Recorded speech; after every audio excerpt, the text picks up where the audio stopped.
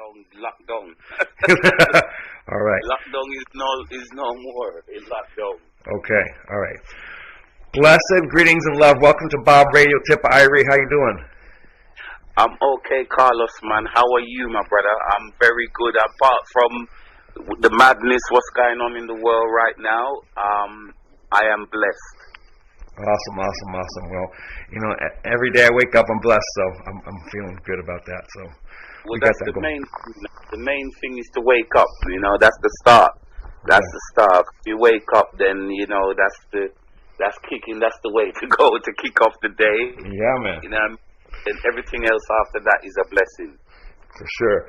So we're talking to Tippa Irie via Facebook, and where are you right now in London? Where are you? I'm in London right now, lockdown, because obviously everything, because of this virus thing what's going around, everything for me, like everybody else, has been locked down, Okay. So can't really go nowhere. We're on house arrest right now in London. Everything, from today actually, everything has been locked down. You can only go out just to get, the main essential stuff like food and electric and stuff like that, if that's what you do. So yeah, but I'm in London right now. I was supposed to be in Belgium with my band, but that got cancelled, and I had a show in the city in London, and that got cancelled, obviously. And then on the 11th I had another show in London that got cancelled. And then I was on the 19th of April, I was supposed to head to Thailand to do a show in Thailand and to do a video in Bali with Mohammed. Wow. I was going to go to Indonesia to do a video.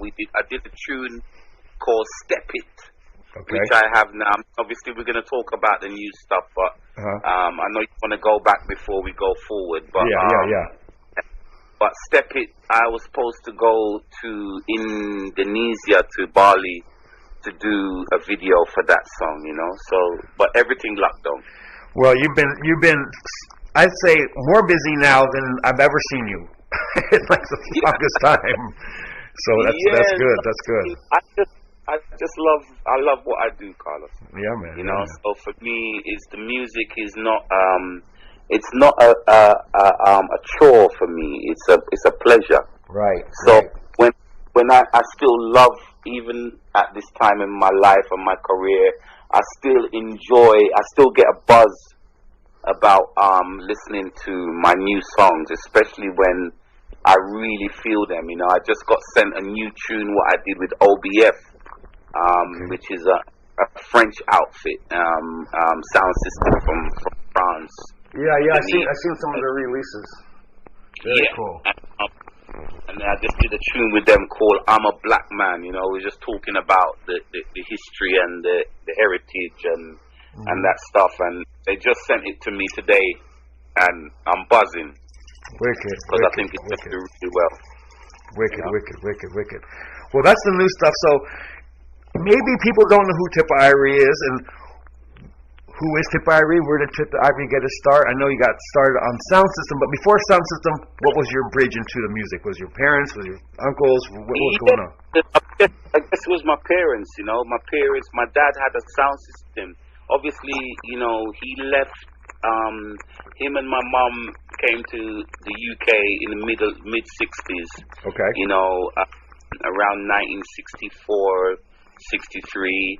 And a couple of years after that, me and my sister were born. My elder sister Jackie is 1 year older than me, and then me, and then my little sister Miss Irie. We were born pretty close together. Grew up in South London. Born in a place called Dulwich Hospital, which is in South London. And so I grew up in the South London area. But of course, my dad being from the Caribbean, from Jamaica, he brought his music and his culture with him, to the UK. So basically, growing up in South London, my dad used to play the music from where he was born, which was obviously Jamaica. So we had people like U-Roy, Dennis Al Capone, Big Youth, Trinity, Dillinger, Papa Zook, people like that. Then of course you had, people like Toots and the Maytals, obviously Robert Nesta Marley, Lloyd Brown, Greg Isaac. Sure. People like that. That's the kind of the icons, the foundation. Yeah. And then of course we had the Jim Reeves, and Kenny Rogers and people like that, because obviously from Jamaica they love the country and western as well. Right. Yeah, for sure. Country music is big. Yeah. So I grew up listening to that, but mainly, obviously, I fell in love with you, Roy. Okay. And we'd Wake the Town and Tell the People and these tunes. So I just kind of basically started to imitate those guys. Okay. When I was young, and my dad used to keep parties every Friday and Saturday in the basement. When we moved around a lot, but in the basement of our house, my dad had 2 rooms down at the basement. Okay. So one room was like where he'd keep the sound system, and then the other room, and then in that room people would gamble, and they would it's like a gambling house. Right. And they used to gamble. And Pato would say Pato said something called they would call blues parties or something. Yeah, blues party, shubin. Okay. Yeah, they used to call them shubin and blues. Okay. Blues and shubin. Those were the names for them. Okay. And then, from there, he kind of in the other room now is where people would dance. Okay. And he'd have the speaker box set up in there, and obviously people would go in there. Man would dance with woman till the wee hours of the morning. Right. And he'd drink and whatever. Yeah. And basically, I used to just sneak downstairs and listen to him, watch him play his music. How fun.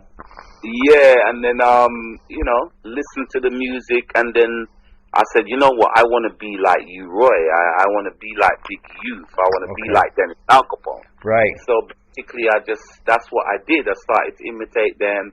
And then we started to have our own little sound systems, me and my friends. Okay. From school, we set up our own little sound systems. Right. And our little blues parties, our own little dances away from my dad's place. And from there, my family was saying, look, you're starting to sound good. You need to get out there so people can hear you. Okay. So we used to just enter talent competitions. And I started to win the talent competitions. What? And then my friend, he was cousins of the original. He was cousins of Cecil Rennie, and Cecil Rennie used to run he was the owner of King Tubbies. Whoa! Which was in South London. So leaving from the little youth sounds, which I had at school with my friends. My friend said, you need to come to this King Tubbies dance. Wow. So I went it was kind of like an audition, Right. So to the dance, and then he loved my voice and everything. And so I started to lift the sound boxes with him. And then when they set up the sound, I would go on the mic. And then I was sparring with this guy called General Slater, Okay. It was me and Slater that we used to spar together. Okay. And then we linked up with King Tubbies, and then I started to tour around the place, up and down the country, with King Tubbies in the back of the van, riding on the back of the sound band. Wow. I've known you a long time. We know each other a very long time. This is the first time I'm hearing about this King Tubbies part of your career. Yeah, man. It was King Tubbies before Saxon, Okay. Wow. Yeah, King Tubbies from Brixton. That's where I started, and then it was kind of an uproar in the community when I left King Tubbies and went to Saxon, because Saxon was like southeast London, and it was like a difference between going from Brixton to Lewisham, which was another town. Okay. And all the people in Brixton wanted me to stay in Brixton. They didn't want me to go to Lewisham and join up. So they weren't happy with me for a while. Fight over Tippa. Yeah, man. Well, for them times there, I couldn't get the headache, because basically I was a young guy, grown up, and I just wanted to basically spread my wings and go wherever the music took me. I wasn't really it wasn't really nothing to do with a loyalty thing. It was right. like I was. It was more about you.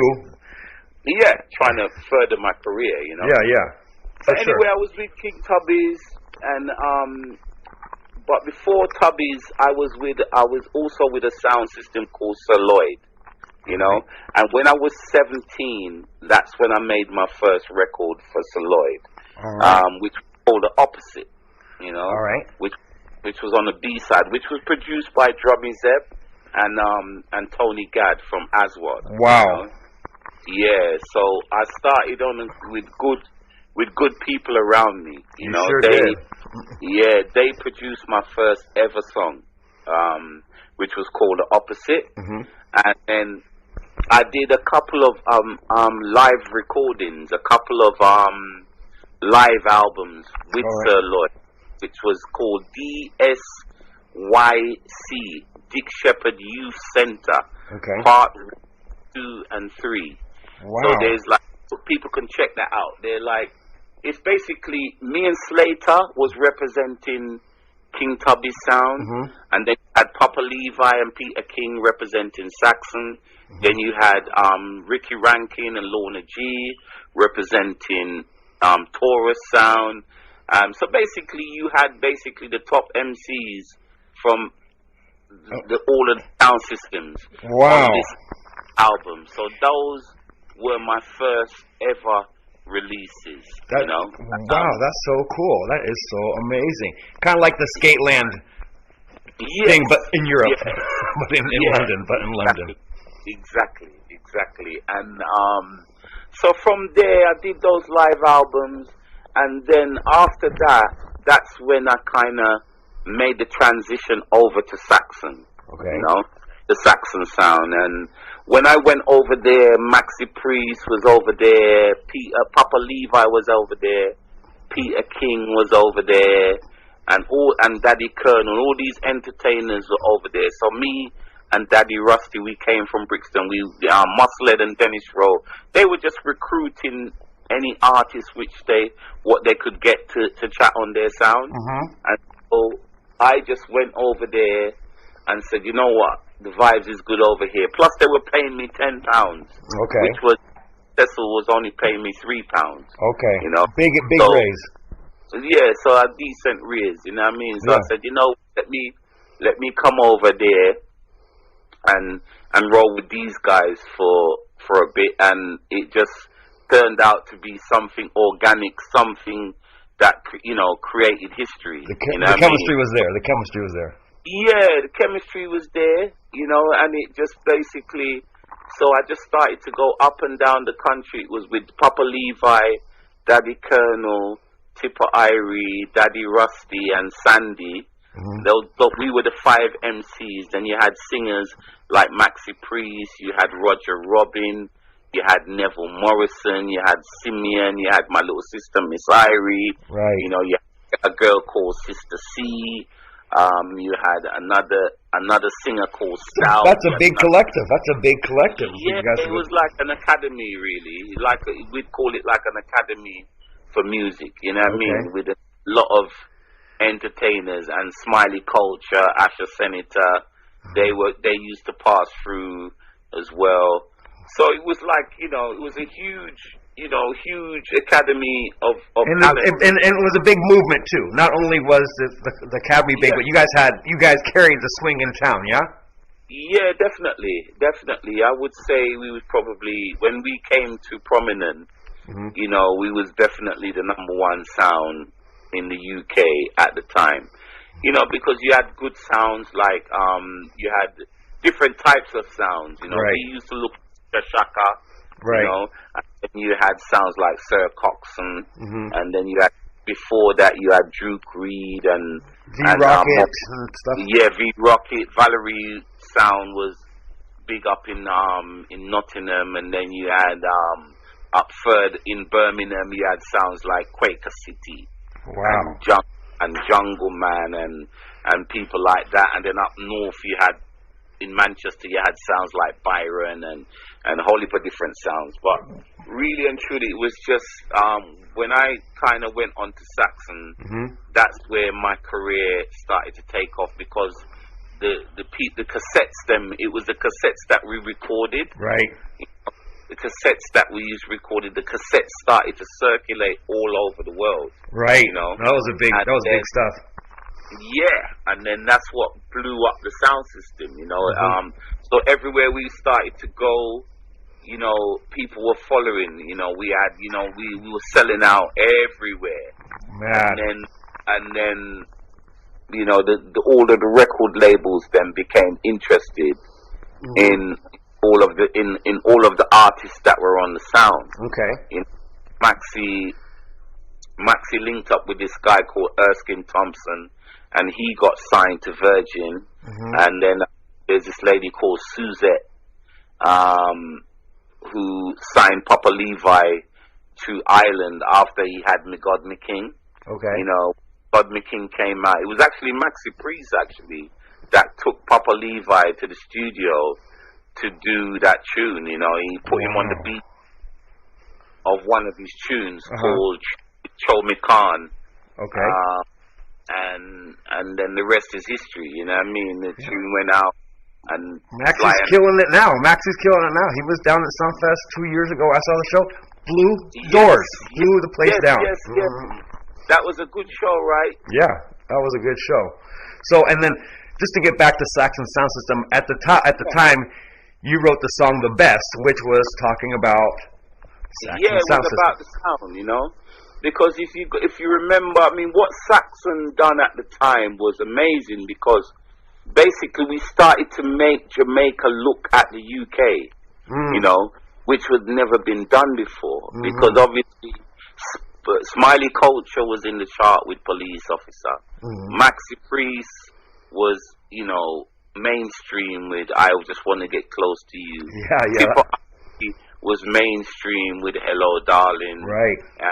And then I had, like, obviously all these number one tunes with Lloyd Brown, with Peter Huntingale, with Winsome, and all these different artists. Right. And that's on the recording side. And then obviously we did an album called Coughing Up Fire, you know, which is all the Saxon MCs with the five of us, which is a sold out show that we kept in London.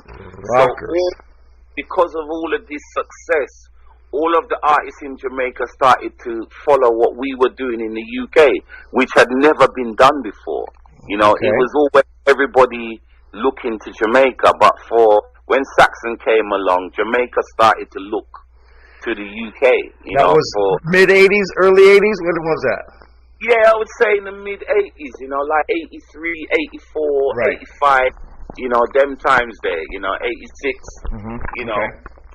It really kind of, if you listen to Mars Out by Pinchers, Mars Me and Mars Out, yeah. And all them kind of tunes, he goes, hello, honey, hello.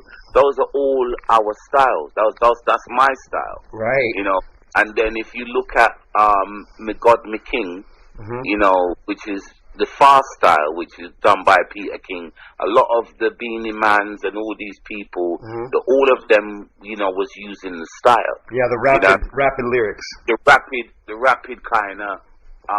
Like Papa San, you and Papa San got into it really good. You know, and San, I done an album with him as well, JA to UK. You know, but anyway, Saxon just kind of blew up, brother. It blew up, and the cassettes, like I said, started to circulate all over the world. And then, you know, all of the records companies became interested in us. You know, Smiley was at Fashion. I got signed to Greensleeves with Daddy Colonel and Rusty and Sandy. Okay. You know, and then, but with the sound system now, you know, we started to travel, you know. You know, a lot of the drug dealers in New York and places like that, they started to bring us to America. Okay.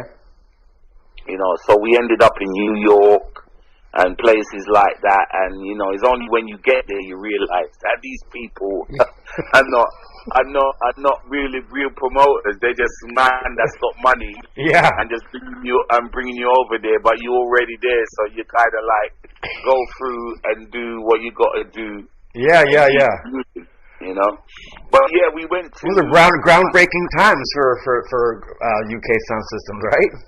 Yeah, man, definitely, man. You know, because if you think about it, you know, to actually have to see Yellow Man and General Trees and Peter Metro and Ponta Metro especially chatting our lyrics, you know.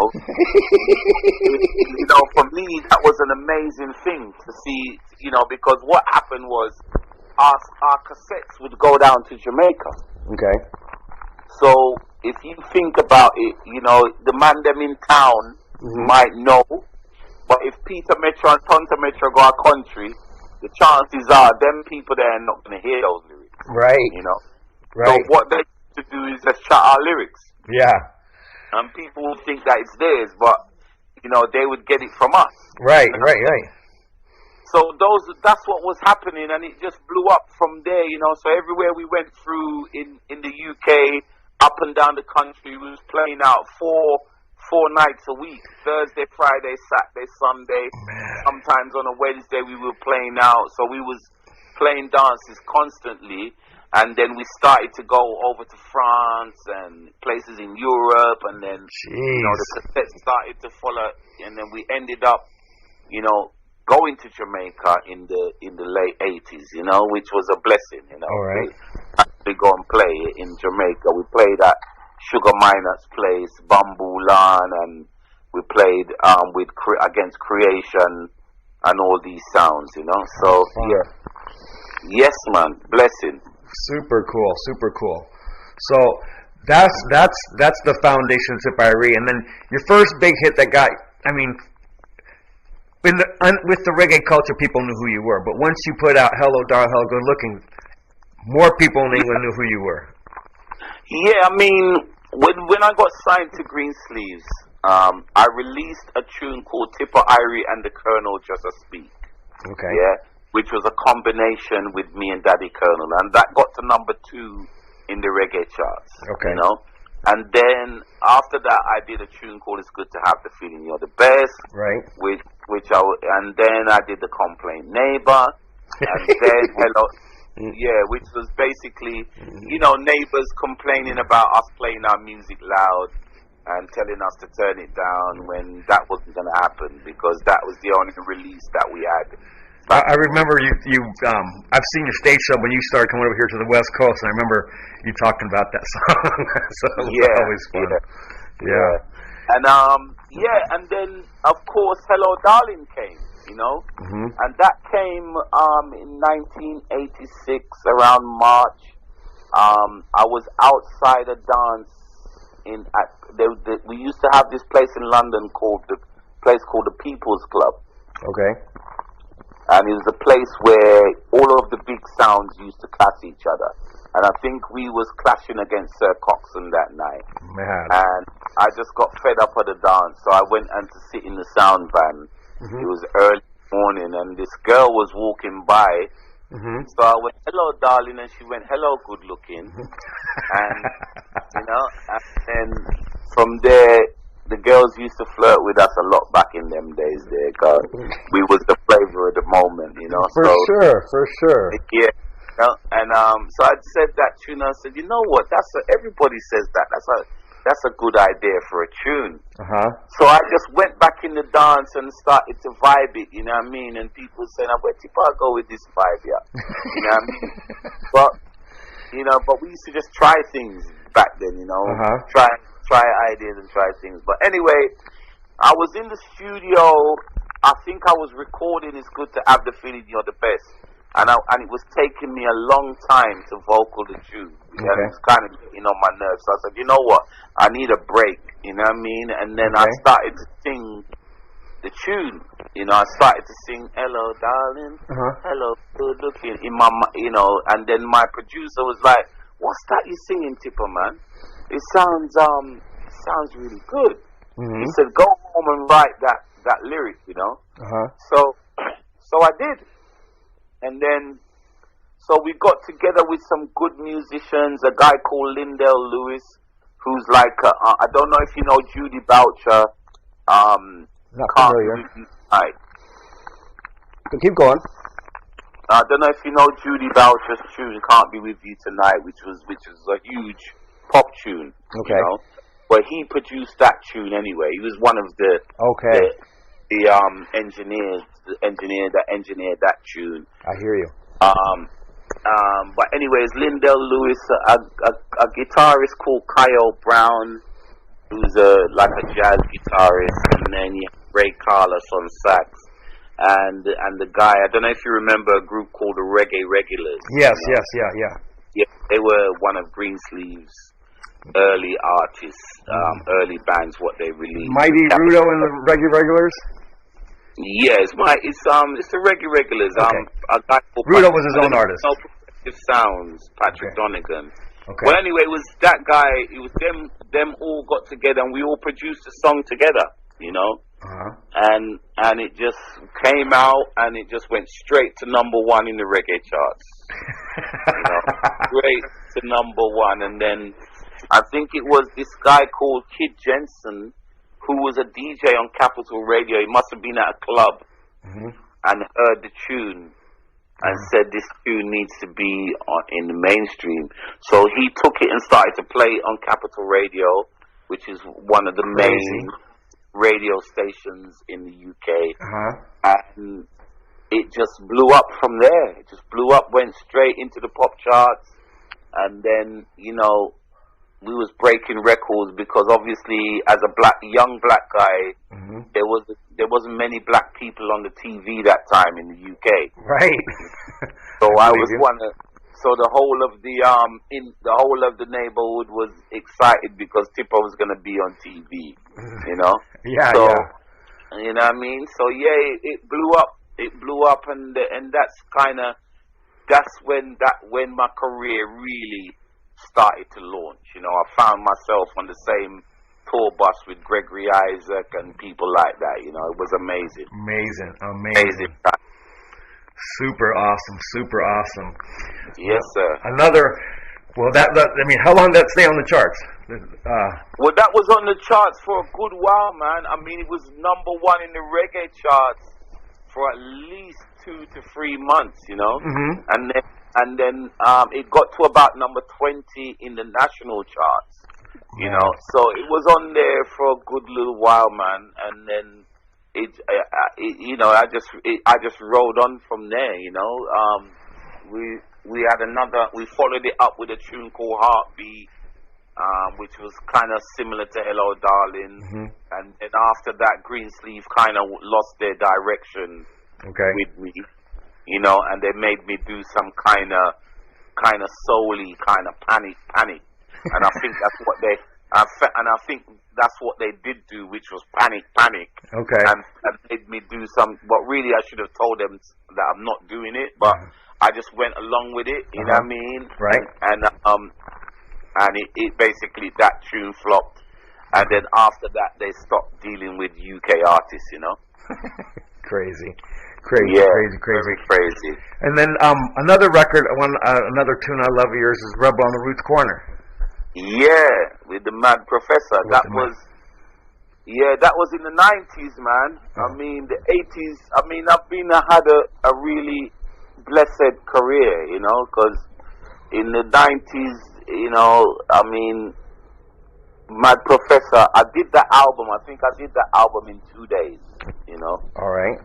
In 2 days, he had the rhythms. Then he sent me the rhythms. And then I just took the rhythms home, listened to them, wrote the songs. Went back one day, I did 3, and then boom. The next day, I went back and done the next 3, and he just mixed it the next day, and boom, Rebel on the Roots Corner. Man. So yeah, man, I just once I feel the rhythm, Carlos, the lyrics seem to come for me. You know, right. And so that album, you know, is pretty easy for me because he just said, just be yourself, and you know what I'm like. I want you to touch the borders and be, you know, aggressive with the lyrics and speak the truth. You know what I mean? Yeah. So basically, that's what I tried to do with that album, and he really loved the lyrics. You know what I mean? And it was a pleasure for me to work with Mad Professor because I admired his work. You know, he's a great producer, prolific. Yeah, Yeah, he done some great work with Sandra Cross and Maccabee and they're still doing music, and they're still around, and they're still touring, and it's crazy. It's crazy. No man, we're still going. You still got to keep the fire burning. You know what I mean? But '90s was good because I had another number one tune with Lloyd Brown, which was Stress. And I had a hit tune with in the UK called "It's a Love Thing" with Lloyd Brown as well. This was for Groove and a Quarter, which was more like a lovers rock vibe. You know what I mean? And but the Prof stuff, the album there was good. That kept me in work. Right through the '90s. So that was a blessing. I think Ras Records released it over there in the States. All right. Yeah, Yeah, man. And then it was and then from there, you just kept on making records and singles and touring and. Yeah, I mean, there's not many places in the world that the music has not taken me, so I have to give thanks for that. But I think it's about 15 or so albums now. Yeah. You're very consistent putting the records out. Yeah, that I've done. So I try to keep, even if I'm not releasing albums, then the singles, them are coming out one by one, because people are requesting to work with me. So I like working with people. Sometimes, I know some artists are very exclusive with their productions, and that's their way of doing it. But for me, I don't mind experimenting with different producers. Yeah. And I think it keeps it fresh, it keeps, because you got all these different vibes, different ideas, and that's what music is for me. I think it's a freedom of expression. For sure. So that's what I try to do. You play all over the place. I see you like in Asia a lot, and Thailand, and all these places. So the music has definitely taken you a bunch of places. Now, what's your favorite festival to play in England? There's one called the Lambeth Country Show. Okay. Yeah. And it's a 2-day festival, and I like playing that because it's kind of like a hometown gig. Okay. And it's a free event that so it's paid for by the council. And it's a free event, and people come to Brockwell Park, and it's and I like playing that show because it's like coming home. So my hometown fans can come and check you. Yeah, man. And check me out and see if I still got it. You know what I mean? They want to see you work. Yeah, I like to stick it to them. You know what I mean? So for sure. I like that show. There's quite a few. The Boomtown. Boomtown is amazing. Boomtown Festival is amazing. I recommend it to anybody. It's amazing. The Lion's Den stage is amazing because you have the cream of the crop, basically, of artists when it comes to reggae music. You know what I mean? Right. But it's like a mixture of jungle artists. You'd have General Levy, then you'll have Marcia Griffiths. Oh, great. You know what I mean? You'll have Demolition Man, then you'll have Chronics. You know what I mean? Right. You'll have Tippa Irie, then you'll have, Tanya Stevens. You know what I mean? All right. And, and then, last year they had Damian Marley, they had Madness, UB40, Alba Rosie, it just varies, you know what I mean? But it's a great festival where you can listen to all different type of music, but the reggae stage is over for the weekend is amazing. Very cool, very cool. Boomtown Fair is always a good festival to play. Very cool. Now, one of the last times we were talking, you were saying that, when I go to one of these shows here in London, they mix the genres, and no one is doing the reggae ragamuffin, so when you come out, you level the place. Tell us a little bit about that. Can you tell us a little bit about that? Yeah, well, what it is, sometimes, if I go to, you might have shows like the Giants of Lovers Rock. Okay. Yeah? Which is basically more of a laid back, one drop, kind of Maxi Priest vibe. Yeah. Of reggae. Big people music. music. Big people thing. You know what I mean? Right. And then obviously, but because I've done tunes with a lot of these artists, I can still fit in, and Hello Darling kind of fits into that vibe. Right. You know what I mean? But then obviously I'm a dancehall artist as well. Right. You know? So a lot of the time when I do these shows, everybody's on the Lovers Rocky, the lovey dubby vibe. The sappy stuff. The sappy stuff, you know what I mean? Yeah. So when Tippa Irie comes now, and I normally start with the Punani rhythm or this rhythm. Okay. So by the time I come in now, they're ready. Yeah. They're ready for some different, something cutting edge. And I will still do Hello Darling, which is in their kind of vein. But obviously it's Caribbean people, so they you know, when you hit them with some cutting edge now, you know, the roof just comes off. Nice. You know? So that's why I love doing shows with them artists, you know. I saw you tear down one place in London that was on video. It was awesome. Yeah, man. No, that's how you go. You know, I just go in. You know, no matter what the show is, I just try to give 100%, and most of the time it works. You know what I mean? Because a lot of the time, some of the artists, they need to switch up the game. You know, they need to switch up the thing. You can't just see the same old thing all the time. You have to try and bring something different to the table. For sure. Now, then you started coming out here to the West Coast. Then you were, in the 2000s you were out here quite a bit, yeah?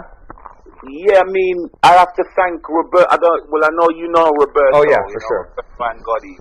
Yeah. It was Roberto that kind of helped me to come out there, and a friend of mine called Grantley Haynes, and I had the same manager as Pato Banton. Okay. You know, and so Roberto was one of the first people. I came to the East Coast with Saxon. Okay. You know, but we didn't really come over to LA. I think we might have came over in the 80s for maybe 1 and 2 dances. Okay. Back in the day, you know, if I remember rightly, but it was mainly East Coast. Okay. You know, that's when we first started to come to America on the sound system. But then when I was coming over now as a live artist, as in my own right as Tippa Irie, it was more like Roberto. I think, if I can remember right, that was bringing us to California. Yeah, for sure he was. Introduced over to the West Coast, you know, and so because me and Pato had the same manager, we came over there, together, and we started to do some shows together out there, and you know, we got signed to IRS, which is Miles Copeland's label. And I did an album called Amidis, which was signed to IRS out there. I think, I'm not quite sure what Pato. I know he had a tune with some guys called Private Domain. I don't know if you remember them guys. I remember the name, but I can't remember the call of the tune. Yeah, I can't remember the tune either. But yeah, I remember he done okay with them guys, and so. Yeah, then we started to tour, man. Me and Pato done some tours out there, and you know, we started to tour down the West Coast. You know, just little shows, obviously. Some of the little college places and some of the little venues out there. And then you did all that work, and then you played the big Bob Marley Day. Yes, at the Long Beach Arena on the Saturday night as the highlight artist. That was amazing. We played. Man. Me and you played a show together. Man. What's that? My sister Irie. Yeah.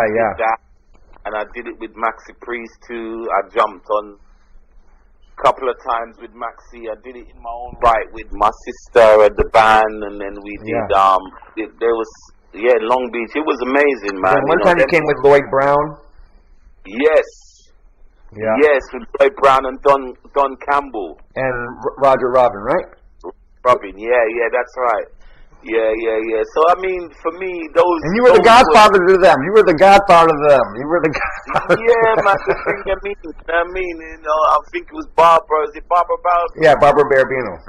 Yeah, she brought us down there, and I did, obviously, for Makeda down in San Diego there. Yeah. I did her as well. Yeah. You know what I mean? So, yeah, it was a blessing, man. I mean, I got my foot in the door. I toured. I've done some, you know, a couple of big tours, like 26 dates. You know, a lot of the states, you know. But my fault in America is that I should have kept coming. You know, I left the gaps them too long, and the States it's a huge place. Oh yeah. And so if you're not there working it, it's hard to. It's hard out there. You know what I mean? So for me, it's a lot easier for me to stay on this side of the world. But it's like, I don't know, I'm going everywhere. So you're going everywhere. You're still doing good. So you know, it's just wherever the work takes me, I go. Yeah, for sure. So if I'm getting more work over Europe, then I'm gonna stay in Europe, and then. But I've played stadiums in Africa. I've done Australia, and obviously Asia. Now I'm working with different artists. There's a group called Tbone in Thailand that is a very popular band out there. I did a couple of songs with them. Man. So the music has taken me everywhere, man. I liked Hawaii. Yeah, Hawaii's cool. But Africa, you know, Gambia, you know, Botswana, you know, place Kenya. I went to Kenya with Dr. Ringding. Oh, nice. You know, yeah, me and Dr. Ringding went to Kenya to perform out there. I went to India with the Reggae Rajas. Wow. Yeah, I went out there and did some tours with them. I did Delhi, Mumbai, Pune, you know. Well, we love having real ragamuffin reggae soldiers like yourself spreading the music all over the world. So it's super awesome. It's super awesome. I remember, before we forget, we did a show together with Sean Paul at USC. That was fun. He actually gave me a lift. He did, you know. You know, he was cool, man. My friend Josh must have known him or had some link with him. Yeah. And they gave us a lift. They gave me a lift somewhere. I was going to the same place, and they let me come on their tour bus. Oh man. That same time. So I remember what you're talking about. You know? Josh Bassell and yes, Josh Bassell. Robert Rankin and Spliff Skankin. Yeah, and I think Joel Chin was there, or one of the Chins was there with Sean. Yes. Yeah. Yes, that's right. But, you know, I've done some good stuff, man. You got to remember the Black Eyed Peas as well, Carlo. Yeah, that's right. Grammy. Right? Enough people don't even know that I wrote Hey Mama with Will.i.am, you know? Right. Well, you're in the video, but you're not in the credits, which was kind of like, makes me a little upset, but... Yeah, you know, I mean, some of the times the credit was there, and then sometimes it wasn't there. And, you know, it's funny with them, you know, with them guys, because, I mean, you know, the guy Taboo and Fergie and the other guy, Apple, I think his name is, they were cool. They were all right. Yeah. You know, Will is a bit sometime-ish, you know what I mean? Okay. Sometimes you check him and he's cool, and the next minute he's not so cool, and, you know. Hot and cold. Yeah, hot and cold kind of vibe. But for me, I still give thanks, you know, because it was 2004. So that's what, nearly 16 years ago already? Yeah, already. Can you believe that? I was going to swear then, man. I was like, wow. It's just the other day, you know, I was thinking, wow, that was 16 years ago already. So there's people that were one, you know, and that are 16 now and don't even know that tune. You know? Totally. Yeah, Totally. And that's how I look at it. But yeah, that was another opportunity again. I think I was at your place too. You know, the Belly Up. Yeah. I was doing a show at the Belly Up, you know, and this girl called Shelly Roots, she contacted me. I think I did a tune with this guy called Motivate. He was one of will.i.am's DJs. Okay. You know, and he must have, you know, heard my talent somewhere. All right. And he contacted me and said, "Oh, Tip man, you know, I want us to do a tune." So he played me this track, and then I went to his studio, and he happened to have a studio in the same building as will.i.am, you know. And Will must have heard me and like, who the hell is this guy? Right. You know what I mean? You know, and I said, and then Motivate was like, yo, that's Tippa Irie, man. That guy's a legend. He's from the UK and blah, blah, blah. You should check him out. You know what I mean? All right. So he just said to me, one day I'm going to have something for you. You know what I mean? So I said, okay, no problem. And it's luckily I was at the Belly Up playing to maybe 150 people with the Detour posse, I think. Okay, yeah. This is Zeb and I think, I was playing with the Detour posse and somebody else. I was supporting somebody or whatever, I don't remember. Okay. But I know you were there. Yeah. We were there. We were there. You know what I mean? And then, so I got the call, you know, and she said, "Oh, Tip, Will wants to do the track with you, man." So I'm like, okay, no problem. Right. So I was staying in Laverne with Better Chemistry. Right. Dave. You know, I went out with Dave. I was staying at Dave's house, and just so I said, "Dave, yo, we gotta go to Hollywood, bro." Yeah. We gotta go to, I think, is it Glendale? Yeah. Where he's from? Yeah. Yeah. He's out there. I think it's that part of town, you know. But anyway, we went down there, and I heard the tune. When I went there, Fergie was there. She was like, "Hi, I'm Fergie." I'm like, "Okay, hello, nice to meet you," and whatever. And you know, I said, "Oh, you just joined the group?" She said, "Yeah, you know, we just joined the band and whatever." You know, so I said, "Okay, yeah, I just come to put something down on one of your tracks." So anyway, I heard the tune. And I said, you know what, let me take it back to Laverne and live with it for a night. And then I just lived with it for the night and just came up with the cutie, make sure you move your booty, shake that thing out the city I've seen. And hey, shawty, I know you want to party, and the way your body looking make me really feel naughty. And I just said, you know what, that's it. You know what I mean? And so I went there and I just said, yo, I'm ready. You know, he said, you ready? I said, yeah, man, I've got it, man. So I just went in there, killed it, mate. I was in there for about half an hour, done. Donezo. I just knocked it out, you know, because I was rehearsing the whole night, you know. So I listened to the tune, and I just knocked it out, and then he just mixed it, and he said, don't worry, you know, I'm going to look after you. And he did, you know, okay. So I can't knock him. He gave me a decent little change for payment, and he gave me a decent little change or a cut of the publishing. Okay. So you know, up to this day, you know, I'm still eating a decent food off of that tune. So I have to give thanks and praises for him still. You know. For sure. You know, they made me a lot of promises still that they didn't keep. But you know, it's the music business, man. I just learn. You just learn and you just move on. But it was a blessing, you know. The tune was huge, top 10 all over the world. Oh yeah. And I got to sit down near to Beyonce and Jay-Z and Twister and all these people. Yeah. Went to the Grammys, got a Grammy nomination. You know. But that was a blessing, you know what I mean? So yeah, I can say I've been to the Grammys. Yeah, you have. Well, so I mean, you've been doing a lot. You've worked all through the '90s, all through the 2000s, and then you've been doing a lot of touring here now. And now, what's going on with the new music? You just had a new song called "Minibus Man." Yeah, Can you tell us about that? Well, Minibus Man is out now. It's a tune that I did with the Friendly Fire crew from Birmingham. Okay.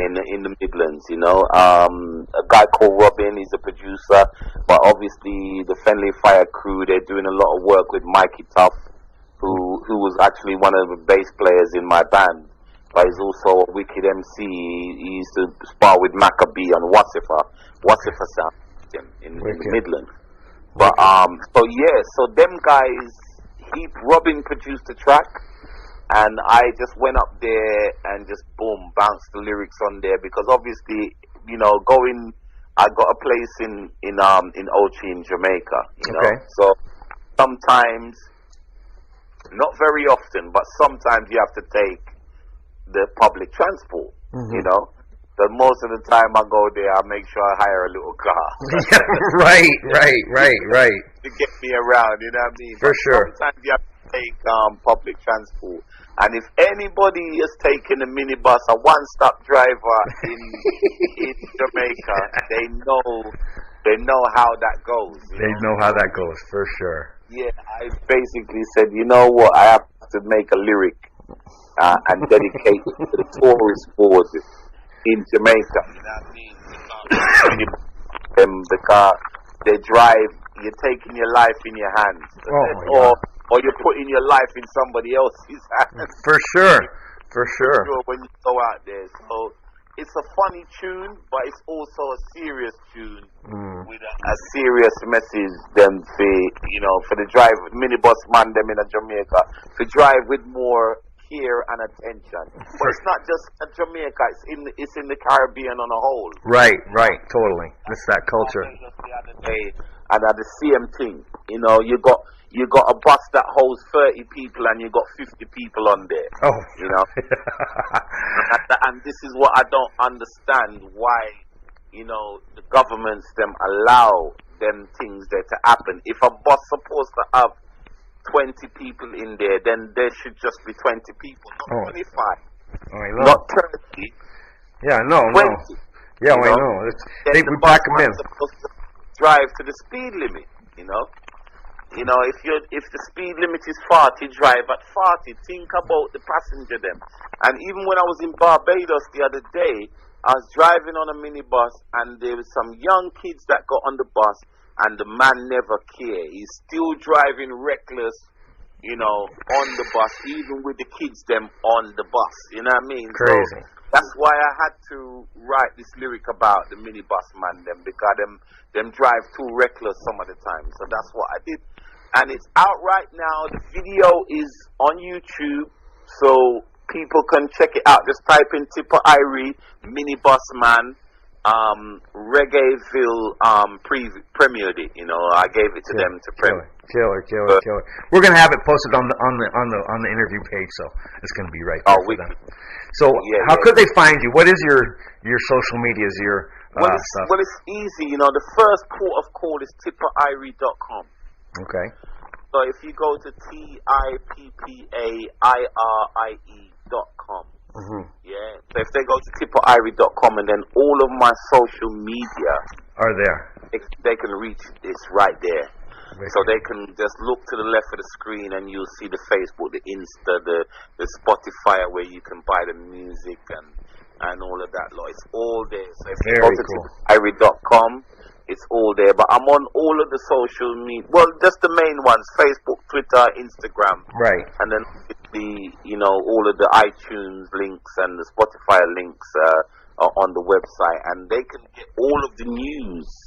All of the news of my latest releases. I have the Minibus Man out right now with the Friendly Fire crew. I've got a new track called I'm a Black Man, which is going to be on OBF. New album, which is a sound system based out of France, from Paris, and they're huge dub sound, pretty similar to Iration Steppers and Abashanti. Killer. And those kind of sounds, you know what I mean? So that's coming out now. I have a tune that I've just done with Dr. Ringding. That's gonna be on his new album, so you can look out for that one soon. I've just done a new video for a song that I did in Barbados called got to do better.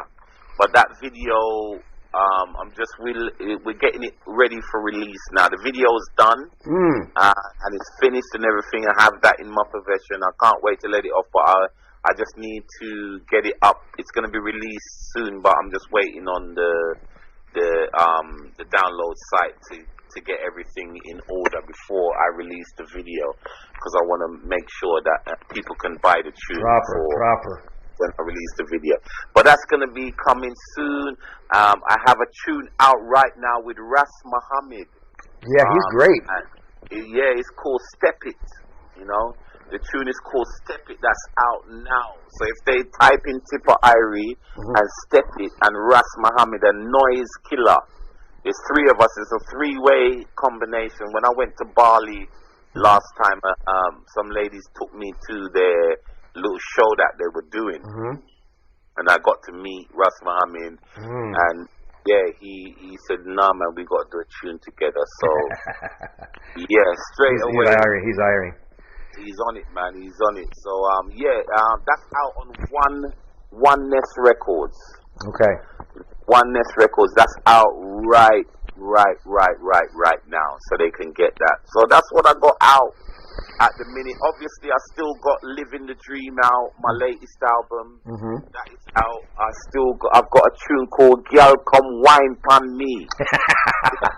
You need to check that one out. That is out also. That's on Tippa Irie Music, yeah? Okay. But if they go to iTunes and type in Girl Come Wine Pon Me, that's out now on Riverside Productions. Okay. That's out. I did that in the UK as well, but that's out now as well, you know. So there's still loads of stuff. Just type in Tippa Irie, man, and if you go to the website, all of the information is there. All of my show dates, even though I don't know when my next show is going to be until all of this madness stops. Right.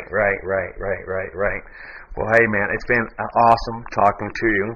I think I got a full history, and we talked about all things Tippa Irie and your Grammy nomination and all your shows and everything. I think we covered a lot of ground. So thank you for spending time with us over here on Bob Radio. Yeah, man. And when the festival starts, the California festivals, them need to book some UK artists. Yeah, we're gonna get that. We're gonna get that. Change up the program. Give the people them some different music. You know what I mean? I think I definitely feel you. And when all that gets back together. We need that. They need that. You know, there's loads of good acts that the people them need to be. You know, need to open their minds and open their. You know, it's different flavor. You know, it's a different flavor.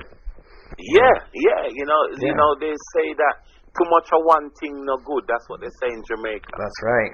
That's true. You know, so you have to have some different. Embrace some different vibes, you know. So hopefully one day I can get to do Cali Roots and all of these kinds of things. One love. We'll get you up here. Yeah, that would be nice, you know. Yeah, man. We'll get you up here. We'll do our best. That's for sure. All right. Well, thank you so much for talking to us, and big up. You know, keep all the good work, continued success. TippaIrie.com. Yeah. Yeah. All right. All right, thank you, man. I got lockdown.